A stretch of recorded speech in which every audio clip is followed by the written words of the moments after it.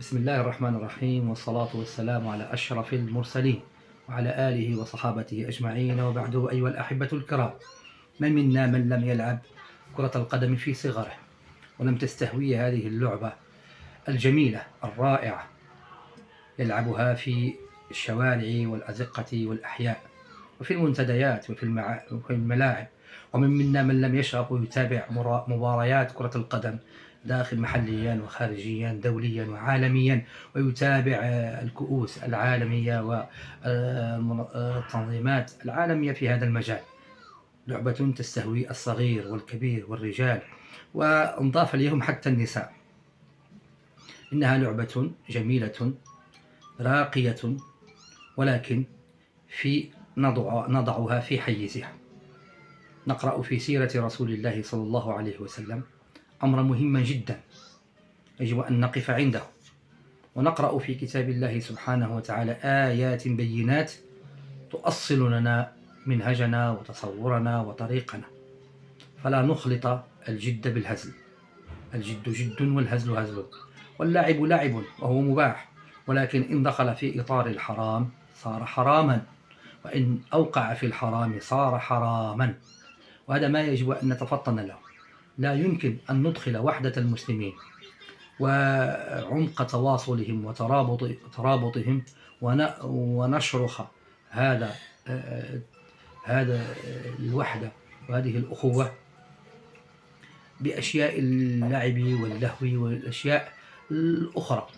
وهذا أمر لا يمكن أن يسكت عليه عاقل، حتى وإن قال أحدنا أين هي هذه الأخوة وأين هي هذه الوحدة. الأصل أن الله سبحانه وتعالى أمرنا بالوحدة، أمرنا بالأخوة، فقال إنما المؤمنون إخوة. وكأنه طرح سؤال: فإن تخاصم هؤلاء الإخوة فأصلحوا بين أخويكم واتقوا الله لعلكم ترحمون. حتى وإن كانت هذه الوحدة ممزقة مفرقة، فلا نسعى لتفريق ما تفرق وتمزيق ما هو ممزق لنزيد الطين بلة. لا نخاطبكم من فكرنا ولا من ثقافتنا ولا من أفكارنا، ولكن بخطاب الوحي وخطاب سنة رسول الله صلى الله عليه وسلم.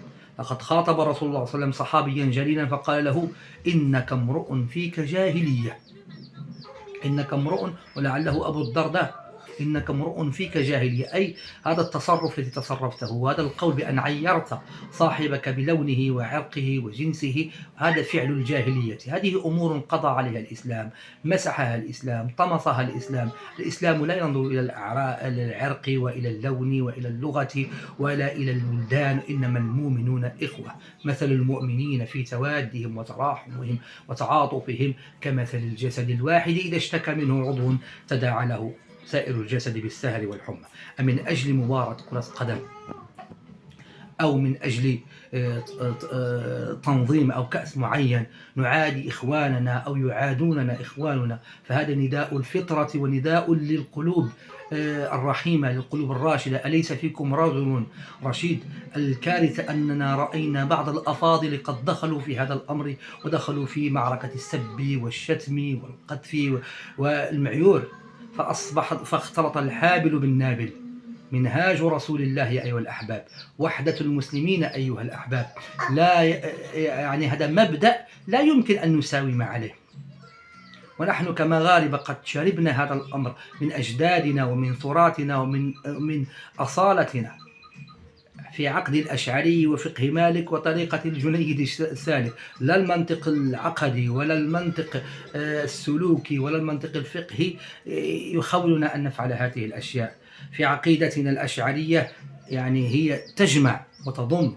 في فقهنا المالكي الذي سبحان الله هذه إفريقيا كلها تدين بالفقه المالكي في يعني 80% وغيره.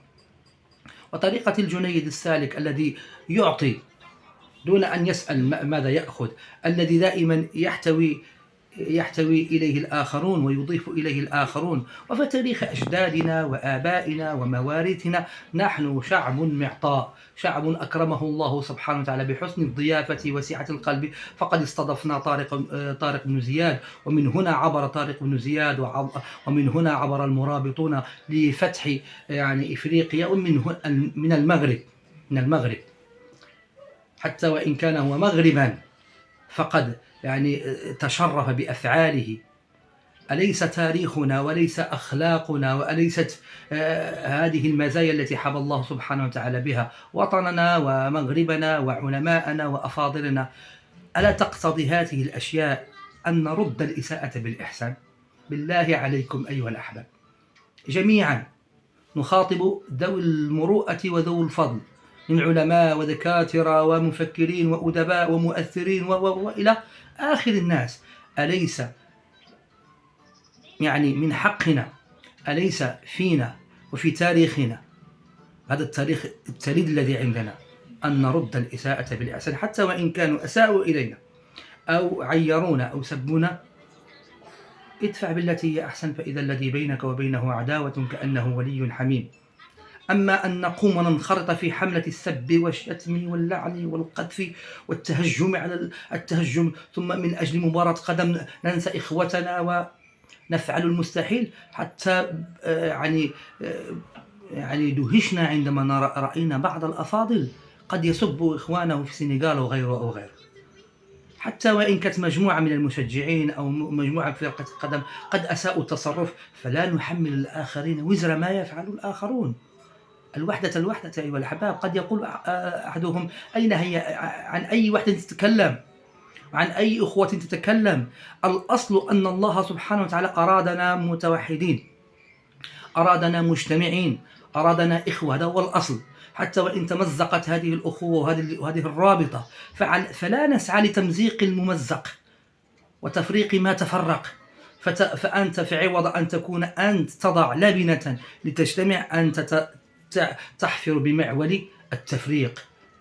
ومن سن سنة حسنة فله أجرها وأجر من عمل بها إلى يوم القيامة. فالله أيها الأحباب يعني لا تبطلوا أعمالكم.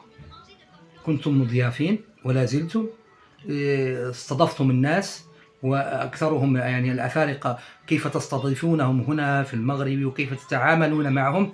فلا تكن هذه اللحظات أو هذا الشهر العابر يعني يقلب الميزان.